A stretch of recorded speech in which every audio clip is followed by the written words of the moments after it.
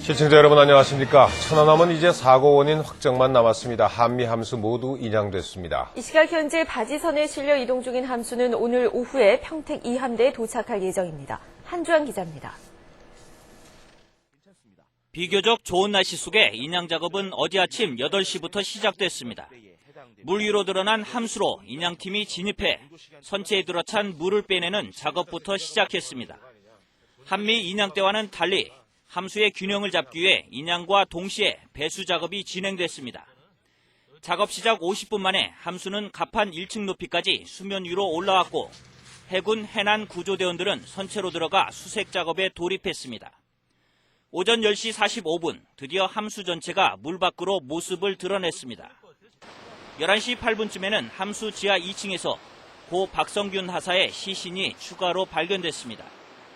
심하게 훼손된 함수 절단면은 지난번 한미 인양 때와 마찬가지로 그물망에 가려진 상태로 취재진에 공개됐습니다. 낮 12시 20분 함수가 3,000톤급 대형 바지선에 안전하게 내려지면서 4시간 20여 분에 걸친 인양 작업은 모두 마무리됐습니다. 바지선에 실린 함수는 어제 저녁 백령도를 떠나 이 시각 현재 시속 6노트의 속도로 이동 중입니다. 함수는 한미가 있는 평택 2함대 기지에 이르면 오늘 오후 6시쯤 도착할 것으로 예상됩니다. SBS 한주환입니다. 네, 침몰된 지 한 달 만에 희생 장병들의 장례식이 시작됩니다. 해군장으로 닷새 동안 계속됩니다. 평택 해군 2함대 사령부에 중계차가 나가 있습니다. 정영 기자. 네, 평택 2함대 사령부입니다. 네, 장례 절차 어떻게 진행이 됩니까? 네, 오늘 낮 2시부터 이곳에 합동 분향소가 설치됩니다. 해군장 5일장으로 연결식은 이번 주 목요일인 오는 29일입니다. 해군은 이암산의 안보공원에 연결식을 치르기로 하고 분향소와 조문객 영접을 위한 시설을 설치하느라 분주한 모습입니다. 어제 함수 인양 과정에서 박성균 하사의 시신이 발견된 이후 추가 시신은 끝내 나오지 않았습니다. 어제 오후 5시쯤 평택 2함대 사령부에 도착한 고 박하사의 시신은 임시 안치소로 옮겨졌습니다. 함수에서 아들이 발견됐다는 뜻밖의 소식에 반신반의하고 있던 가족들은 시신이 도착하자 오열했습니다. 시신을 찾지 못한 장병 6명의 가족들은 눈물을 머금고 장례 절차에 들어가기로 결정했습니다. 장병 6명은 산화자로 처리하고 유품으로 장례를 치르게 됩니다. 희생 장병의 입관 화장 절차도 계속돼 어제 장병 6명에 이어 오늘은 장병 12명의 시신이 화장됩니다. 이곳 2함대 사령부뿐만 아니라 서울 광장 등 전국 16개 지역에서도 분향소가 마련됩니다. 지금까지 평택 2함대 사령부에서 SBS 정연입니다. 오늘은 과연 사고 원인이 확정될 수 있을까? 민군 합동조사단이 오늘 유관조사 결과를 발표합니다. 시호자 파손 단면은 버블젯 가능성을 거의 확정짓고 있습니다. 박병일 기자입니다.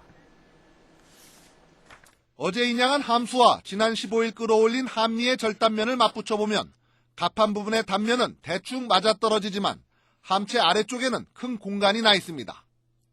옆에서 보면 시우자 형태로 어뢰나 기뢰와 같은 무기가 함체의 왼쪽 아랫부분에서 폭발했음을 의미합니다. 하지만 하단 부위가 너덜너덜 찢기지 않은 점으로 미뤄 함체를 직접 강타했다기보다는 어느 정도 거리를 두고 폭발했을 것으로 전문가들은 추정합니다. 어뢰가 보통 부딪힐 때 선체에 직접 부딪힐 경우에는 파공이 생겨요. 제가 보기에는 아마 버블제트의 가능성이 많다는 생각이 듭니다. 민군 합동조사단은 함수와 한미의 절단면을 3D로 촬영한 입체 영상을 서로 맞춰보며 폭발 원인을 분석하고 있습니다. 사건 당시의 기상 조건을 대입해 어뢰나 기뢰 등 수중 무기별로 폭발 시뮬레이션을 해보면 무기의 종류나 위력, 충격 방향 등을 보다 정확히 파악할 수 있을 것으로 보입니다. 합동조사단은 이와 함께 한미에서 의미 있는 파편을 찾아 분석 중이라고 밝혔습니다. 몇 가지는 있을 겁니다. 얼마나 핵심적인 내용이 포함되어 있냐 하는 것은 분석이 끝나야 알 수 있습니다. 합동조사단은 절단면을 육안으로 조사한 결과를 오늘 발표할 예정입니다. 또 정밀 분석 작업을 거쳐 이르면 다음 달 초 1차 조사 결과를 발표할 계획입니다. SBS 박병일입니다. 구제역이 전국으로 확산됐습니다. 경기 포천, 인천, 강화, 김포에 이어서 충북 내륙까지 구제역 양성 반응이 확인됐습니다. 축산농가 피해가 눈덩이처럼 커졌지만은 방역망은 여전히 뻥 뚫린 상태입니다. 뭘 믿고 이리 천하태평인지 이호건 기자가 집중 취재했습니다.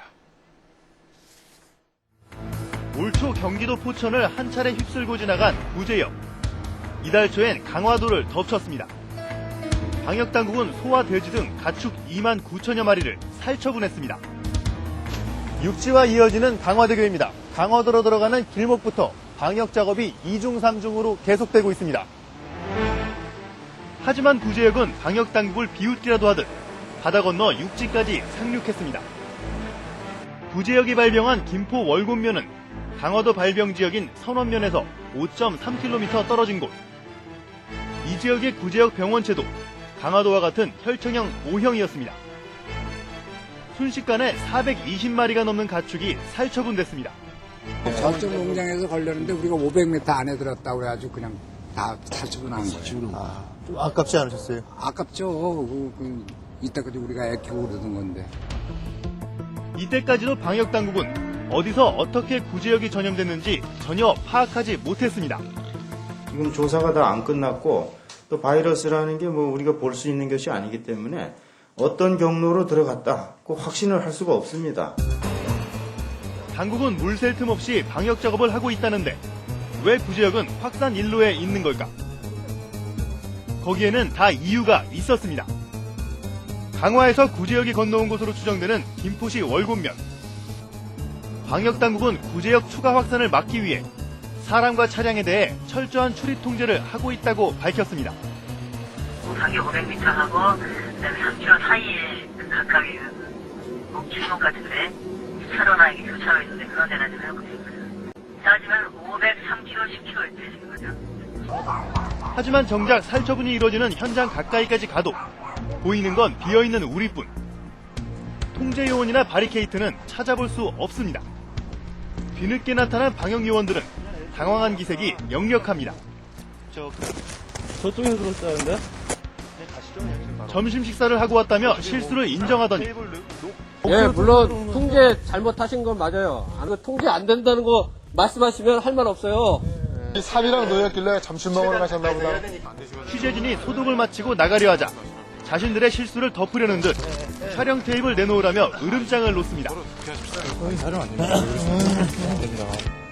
방역 담당자들은 뻥 뚫린 방역 현장을 취재한 기자들을 2시간 동안 붙잡아 놓기까지 했습니다. 차량 소독 역시 허점 투성입니다. 차량들은 분사되는 소독약을 피하기 일쑤고 낡은 장비 탓에 소독액이 차량에 고르게 분사되지도 않습니다.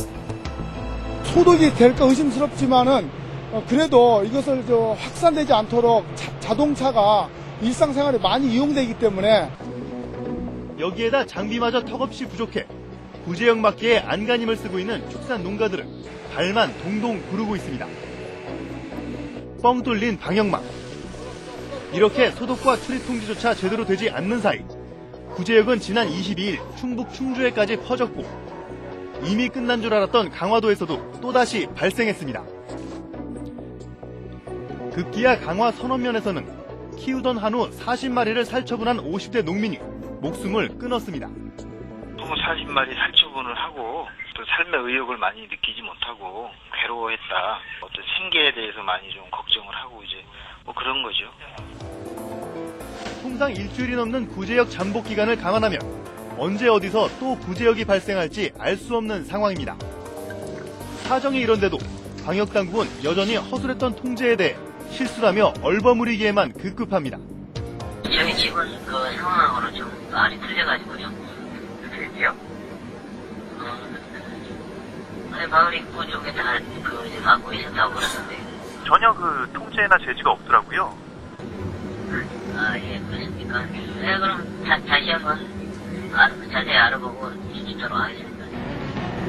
치료법도 없고 치사율도 최고 55%나 되는 경계 대상 1호 가축 전염병 구제역. 당국의 허술한 대응에 축산 농가들의 한숨과 시름은 깊어가고 있습니다. SBS 이호건입니다. 화산 폭발도 이젠 나비 효과처럼 전 세계적인 재앙으로 연결됩니다. 아이슬란드 화산재 분출이 항공산업을 거의 잿더미로 만들었습니다. 유럽서만 1조 8천억 원의 손실이 났습니다. 제2, 제3의 화산 폭발 경고가 나오고 있습니다. 이정은 기자입니다. 말 그대로 얼음으로 이루어진 나라 아이슬란드. 지난달 남부 지역의 빙하 아래 묻혀있던 화산이 폭발했습니다. 시뻘건 불기둥이 치솟아 올랐습니다. 짙은 연기와 함께 흙더미와 용암, 화산재 등이 폭포수처럼 쏟아져 나옵니다. 폭발은 하루 만에 진정됐지만 한 달 뒤 있을 대규모 폭발의 서곡이었습니다. 지난 14일 아이슬란드 같은 곳의 화산이 다시 폭발합니다. 버섯 구름 같은 화산 폭발 연기가 6km 상공까지 피어올랐습니다.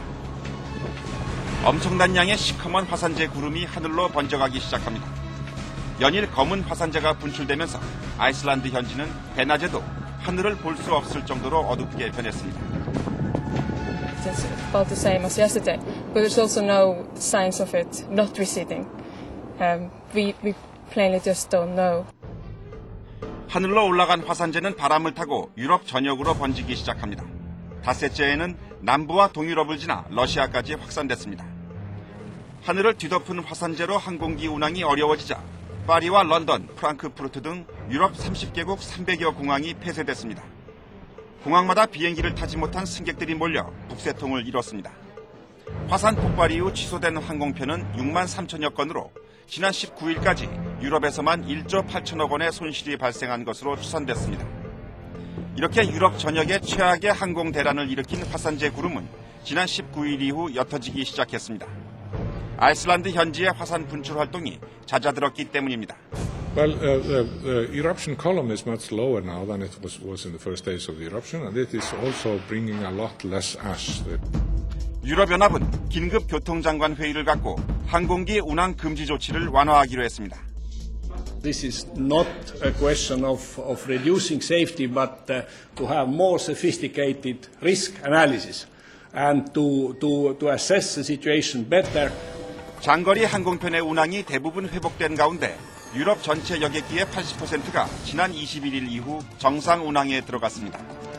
화산 폭발로 생긴 화산재가 유럽 전역의 하늘을 뒤덮어 항공기의 운항까지 일주일 가까이 중단된 것은 처음 있는 일입니다. 그렇다면 아이슬란드 화산에서 유독 화산재가 많이 발생한 이유는 무엇일까? 바로 화산을 뒤덮고 있는 빙하에서 그 해답을 찾을 수 있습니다. 900도가 넘는 고온의 마그마가 상승할 때 빙하가 녹은 물과 만나게 되면 물이 급하게 그 수증기가 되면서 팽창하게 되죠. 이러한 강력한 폭발력은 마그마를 아주 잘게 부스러뜨려서 화산해를 만들게 되죠. 전문가들은 이번 화산 폭발을 불붙은 연탄에 물을 끼얹으면 폭발하는 것처럼 재가 많이 날리게 되는 현상에 비유합니다. 아이슬란드의 화산은 수십 개로 이번 화산은 물론 다른 곳에서도 언제든 폭발할 가능성이 높아 경각심을 요하고 있습니다. So it's kind of quiet on the outside, but the activity is still going strong, pretty strong, yeah. And you never know what's going to happen. 유럽연합 회원국들은 또 다른 화산 폭발에 따른 항공 대란에 대비해 대체 운송 수단을 확보하는 등 비상 대책을 마련하고 있습니다. SBS 이정은입니다. 고속도로변 혹은 관광단지 주변에 짓담한 호텔, 콘도, 아파트가 많습니다. 경제 위기, 특히 건설 경기 침체 여파입니다. 10년 넘게 방치된 곳도 허다한데 청소년들의 탈선 장소가 되는가 하면 지역 이미지를 망치는 흉물이 되고 있습니다. 김흥수 기자가 현장 취재했습니다.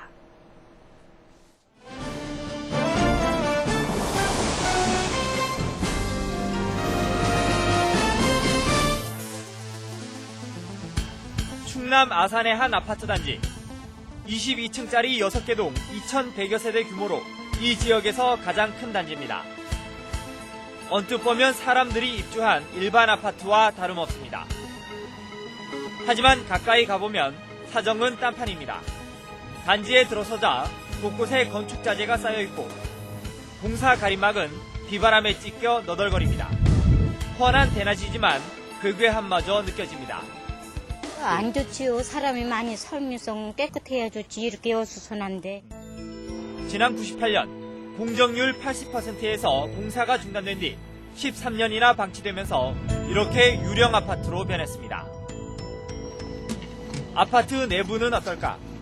곳곳에 사람이 머물다간 흔적이 눈에 띕니다. 여기저기 이불이 널려 있는가 하면 불을 피워 시커멓게 그을린 곳도 있습니다. 곳곳에 접착제통이 나뒹굴고 빈 술병과 담배꽁초도 눈에 띕니다. 노숙자나 가출 청소년 등이 머문 것으로 보입니다. 비행 청소년들 아니면 노숙자, 집 없는 사람이 여기서 살기도 한다고 하고. 단지 깊숙한 곳은 상황이 더 심각합니다. 유리창은 모조리 깨져 있고 술병과 과자 봉지가 여기저기 나뒹굽니다. 곳곳에 불을 지핀 흔적도 발견됩니다. 벽면의 낙서 내용으로 볼 때 청소년들의 탈선 장소로 이용된 것으로 추정됩니다.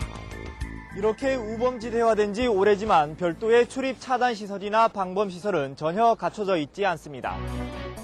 있으나 마나한 출입금지 경고판만 덩그러니 서 있을 뿐입니다. 안에서 무슨 일이 일어나도 밖에서는 전혀 알 수 없습니다. 인근 주민들은 불안하기만 합니다. 범죄 지역이죠, 솔직히 말하면. 불안하죠. 지금 여기 살고 있어도 웬만하면 이 길로 안 다니고. 밤에 애들 혼자 못 다니겠어요? 안 보내요. 안 보내요? 아예 안 보내죠. 특히 여학생들에게는 공포의 대상입니다.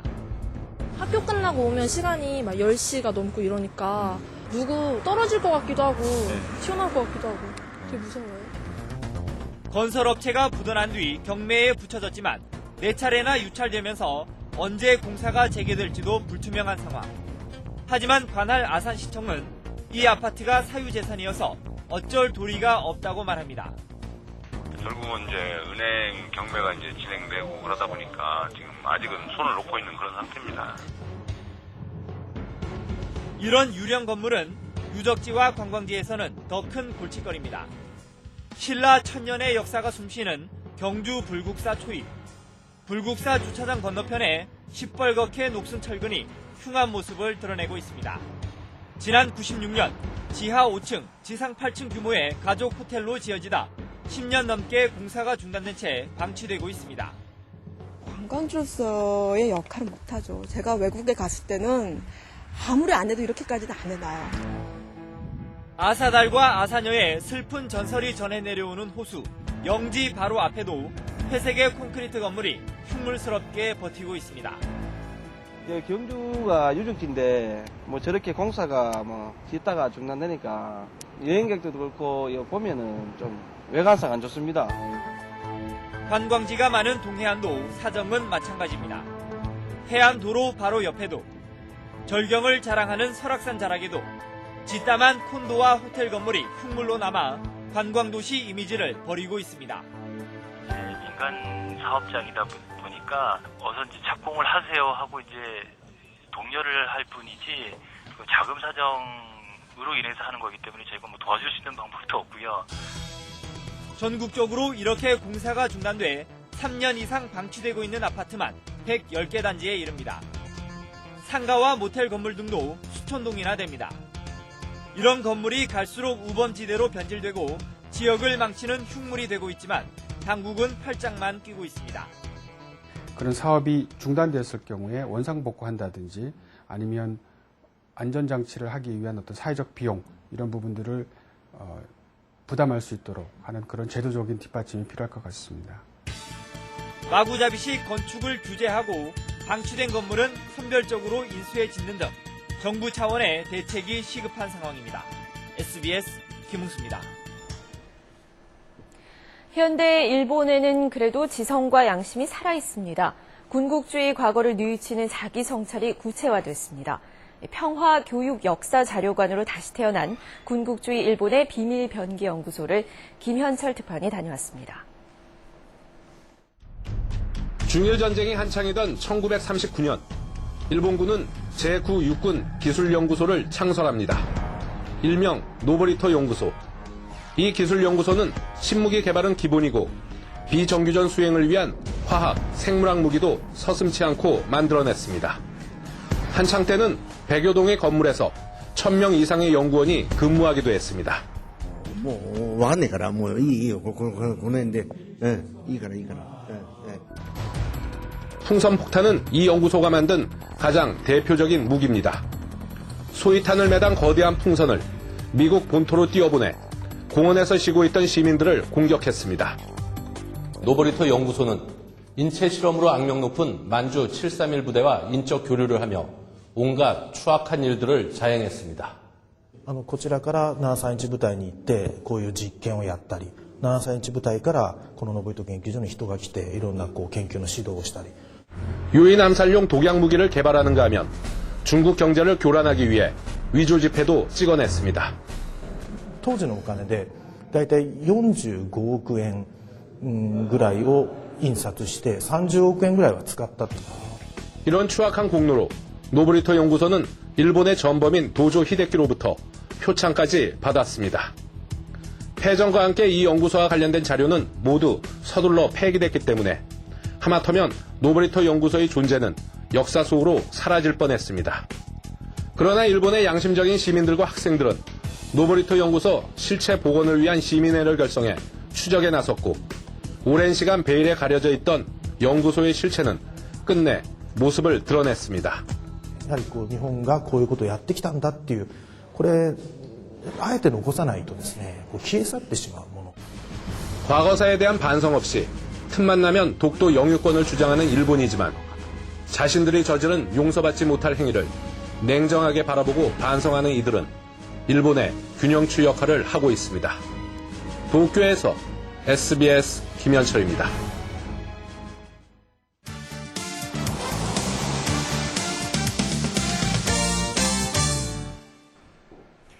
한방 화장품이나 한방 샴푸, 또 한방 치약 등 한방 제품들이 요즘 쏟아져 나오고 있습니다.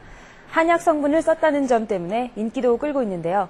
이런 한방 제품들의 효능은 과연 광고만큼 믿을 만한 건지 취재했습니다.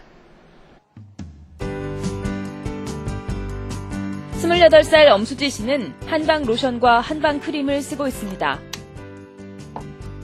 한약 재료를 썼다는 점이 마음에 들었기 때문입니다. 다른 그냥 일반 제품보다는 확실히 좀 느낌이라는 게 틀린다고 해야 될까? 뭔가 몸에 좋을 것 같다는 생각이 먼저 들어요. 한약재나 한약 처방 원료를 사용한 한방 화장품. 중장년 여성들은 물론 최근에 젊은 층에까지 인기가 높습니다. 보통 일반 화장품 브랜드들이 많아야 한 20-30% 성장하는 데 반해서 저희는 출시하고 그 다음에 출시 첫 해보다 2배 이상 정도 성장을 했고요. 한방을 응용한 제품의 종류도 많아졌습니다. 화장품과 샴푸, 생리대, 기저귀와 치약 등 이 할인점에서만 120가지가 넘는 한방 제품이 팔리고 있습니다. 한방 제품이 다른 제품에 비해서 가격대는 한 20에서 30% 정도 비싸지만 그 다양한 연령층이 찾으시고 매출에 도움이 되고 있습니다. 이런 한방 제품은 일반 제품과 어떻게 다를까? 가장 큰 차이는 먹을 수 있는 한약재나 한방 성분이 첨가됐다는 점입니다. 강한 한방 냄새와 색깔, 한자로 된 이름 등에 끌려 제품을 사는 사람들이 많습니다. 피부에는 좋을 것 같은 느낌이 들어요. 향이 조금 약한 것부터 지금 시도를 하고 있어요. 너무 건조해서. 한방 제품은 단기간에 효과를 보시기 쉽지 않으세요? 우리가 한약을 먹어도 바로 나타나지 않는 것처럼 조금 멀리 보시고 사용하시는 게 좋아요. 한방 제품은 쏟아지는데 한방이라는 이름을 붙이려면 어떤 성분이 얼마나 들어가야 하는지 기준이 전혀 없습니다. 일부 제품은 수십 가지 약재를 넣었다고 요란하게 선전만 할 뿐 성분을 표시하지 않거나 한약 빛깔을 내도록 색소만 넣은 무늬만 한방인 제품도 나오고 있습니다. 한방 원리를 이용해서 약재 상호 간에 서로 좋은 효과를 낼 수 있도록 하는 그런 처방으로 이용된 한방 화장품을 이용하는 것이 좋습니다. 공인된 실험 결과도 없이 먹는 한약재를 피부에 바르면 좋다는 식으로 광고하는 제품도 있습니다. 동의보감 같은 옛 문헌에 언급됐다고 해서 안전성과 효능이 입증된 것은 아닙니다. 한방 제품은 더욱이 생약 성분을 쓰기 때문에 자극이나 독성 등으로 인한 부작용도 우려되고 있습니다. 기존에 있던 문헌들을 그냥 답습할 것이 아니라 거기에는 또 어떤 부작용이 있는지 이런 부분들도 우리가 같이 또 연구를 해서 피해야 될 것이고요. 내복하는 그 한방 원료들을 가지고 외용으로 사용할 때 피부에는 어떤 효과가 있는가 이런 것들을 이제 검색하는 그런 연구들이 이제 수반돼야 되고요. 인기 있는 한방 제품이라 무턱대고 사용하기보다 실험을 통해 효능이 입증됐는지 살펴보는 게 좋습니다. 또 한방 제품의 신뢰를 높이기 위해 효능에 대한 체계적인 연구와 검증이 따라야 한다고 전문가들은 지적합니다. 꼭 필요하긴 한데 사려니 비싸고 또 자주 안 쓰는 물건이라 고민한 적이 한 번쯤은 있을 텐데요. 이런 걱정을 해결해주는 대여점이 요즘 늘고 있습니다. 저렴한 값에 고가의 물건을 빌려 쓸 수 있어서 인기인데요. 어떤 것들이 있는지 알아봤습니다. 중요한 모임을 앞둔 이정민 씨는 뭘 입을지 고민입니다. 조금 화려하게 입어도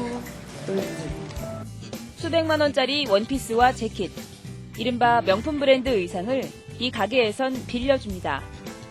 이태리에서 수입한 의류들을 저희 매장에서 한 1,500여 벌 정도 소유하고 있거든요. 그때 오셔서 자기한테 맞는 옷 입어보시고. 옷 한 벌을 빌리는데 1박 2일을 기준으로 35,000원에서 6만 원 선. 옷에 어울리는 액세서리도 함께 빌릴 수 있습니다.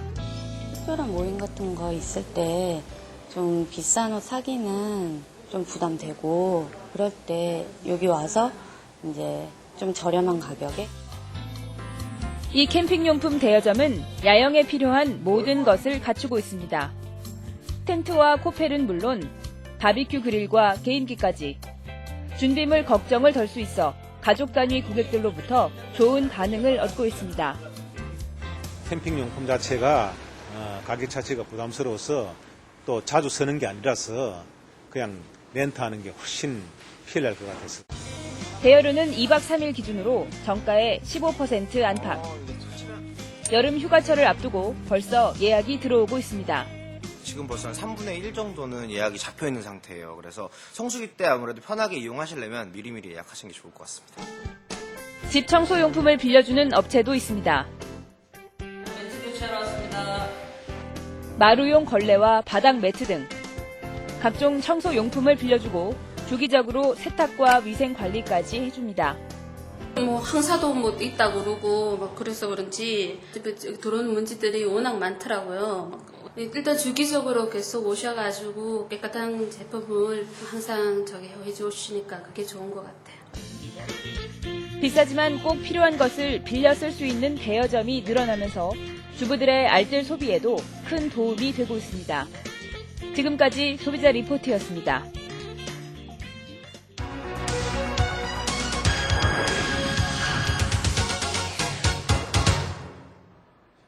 일본 언론에 잇따른 오보 소동이 네티즌들의 도마에 올랐습니다. 일본 신문 1면에 공개된 북한 김정일 위원장의 삼남 김정은의 얼굴 사진이 엉뚱한 사람으로 판명난 겁니다. 스폰서 검사 의혹 사건에 이어 지방자치단체장의 악취나는 뇌물 사건도 네티즌들을 분노하게 만들었습니다. 일본 마이니치 신문이 북한 김정일 국방위원장의 삼남 김정은의 최근 모습이라며 공개한 사진입니다.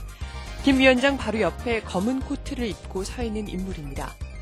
김 위원장의 뒤에서 메모를 하는 다른 사진도 공개했습니다. 마이니티는 26살의 김정은이 167cm의 작은 키를 커버하기 위해 키높이 구두를 신는다고 자세히 소개했습니다. 그런데 아무리 키높이 구두를 신어도 아버지보다 훨씬 커 보이는 데다 26살로 보기에는 너무 노숙해 보이지 않나요?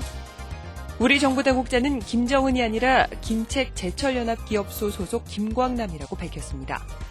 지난해에도 일본 방송이 우리 국민을 김정은으로 잘못 소개해 망신을 당했는데요.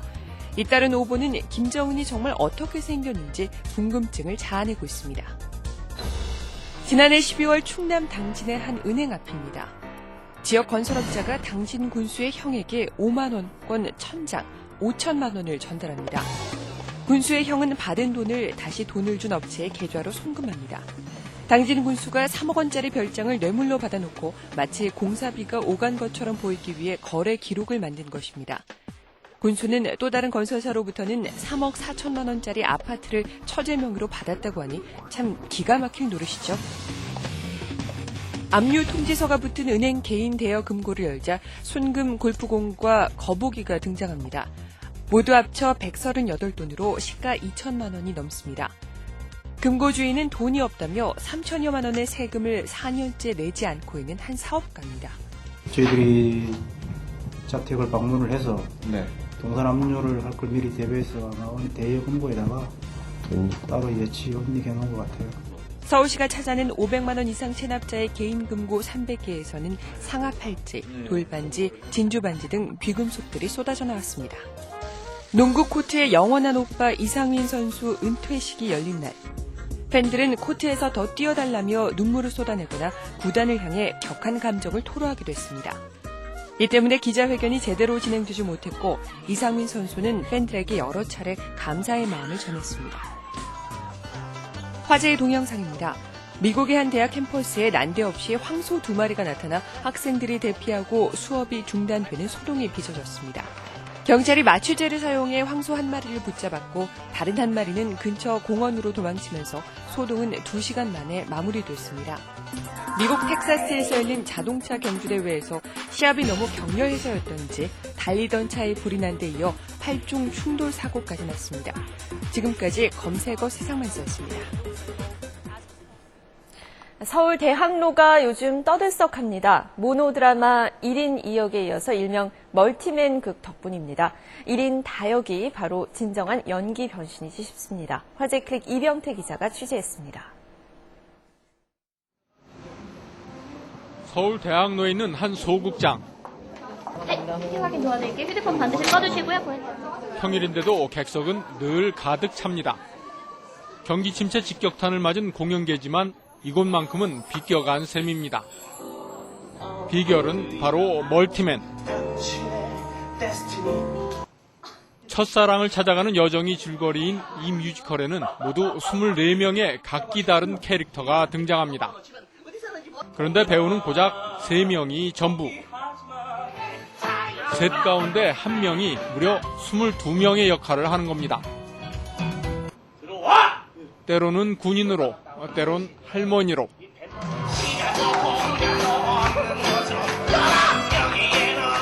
전혀 다른 성격의 22배 역을 소화한다는 건 결코 쉬운 일이 아닙니다. 처음에는 굉장히 힘들었죠. 처음에는 뭐 순서도 잊어먹을 정도로 내가 다음에 뭐 나가야 되나. 공황 상태가 오죠. 들어가면 나 다음에 뭐야 이런 식으로. 동료 배우가 보기에도 예산 일은 아닙니다. 대단하죠. 예, 그냥 안쓰럽습니다. 슈퍼맨 같죠? 예, 슈퍼맨 같아요. 네. 러닝타임 110분간 5분에 한 번꼴로 의상을 바꿔 입는 셈입니다. 한 배우에게 이렇게 많은 역할을 맡긴 데는 그럴 만한 이유가 있습니다. 먼저 제작비 절감. 저희가 지금 오픈런으로 사실 공연이 진행이 되다 보면은 한 2-3명 정도의 인건비를 절약할 수 있는, 그게 연간 한 1억에서 한 1.5억 정도, 그 정도를 절감할 수 있는 효과를 볼 수 있고요. 1인 다역 자체가 관객의 흥미를 끄는 요소라는 점도 멀티맨 탄생의 주 요인입니다. 멀티맨은 한마디로 약방의 감초. 관객의 반응은 폭발적입니다.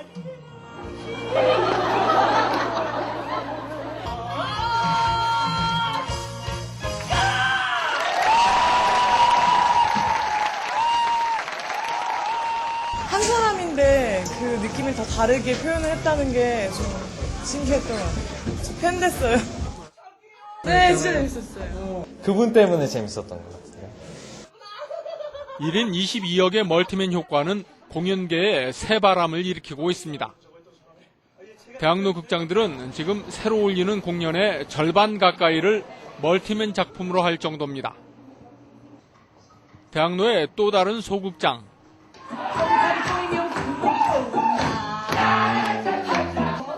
이 작품에 출연하는 7명의 배우도 모두 멀티맨입니다.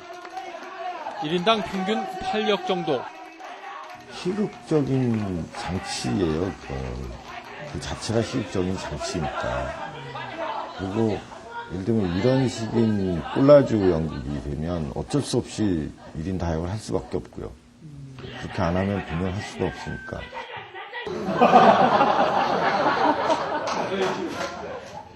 네 번째 성 맞춤하기로 얼마나 되죠? 엄청나죠.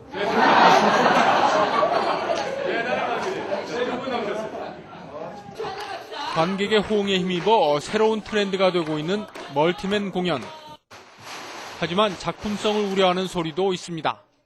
한 인물의 그 묘사가 그 인물의 내면이나 그 인물의 깊숙이까지 들어가기가 어렵다는 거죠.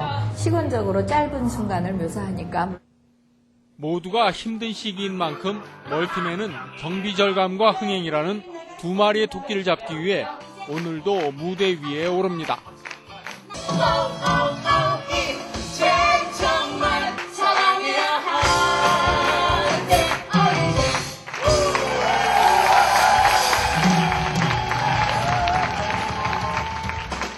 SBS 이병타입니다. 네, 이어서 날씨 알아보겠습니다. 최인정 캐스터. 네, 기상센터입니다. 네, 어제보다도 더 따뜻하다고요? 네, 오늘 맑은 날씨 속에 어제보다 더 따뜻하겠습니다. 낮 기온이 어제보다 2, 3도가량 더 오르겠는데요. 다만 일교차가 15도 안팎까지 크게 벌어진다는 점 염두에 두셔야겠습니다. 먼저 구름 영상부터 보시겠습니다. 현재 우리나라에 별다른 구름 없이 깨끗한 하늘을 보이고 있습니다. 계속해서 서쪽에서 다가서는 맑은 구역의 영향을 받겠는데요. 따라서 오늘도 맑은 날씨가 이어지겠고 바람도 잠잠하겠습니다. 해가 뜨면서 기온이 빠르게 오르고 있습니다. 현재 기온은 서울과 수원 10도를 보이고 있는데요. 낮 기온은 서울 19도, 동두천 22도까지 오르면서 어제보다 더 따뜻하겠습니다. 활동량이 많으시다며 한낮에 조금 덥게도 느껴지겠습니다. 함수가 평택으로 향하고 있는데요. 서해 앞바다의 물결은 잔잔하겠습니다. 내일은 전국에 비 소식이 있습니다. 수도권에는 낮부터 비가 내리기 시작해서 모레까지 비가 이어지겠는데요. 비의 양은 10에서 40mm 정도로 적지 않겠고요. 특히 황사비가 예상돼 각별히 주의를 하셔야겠습니다. 날씨였습니다.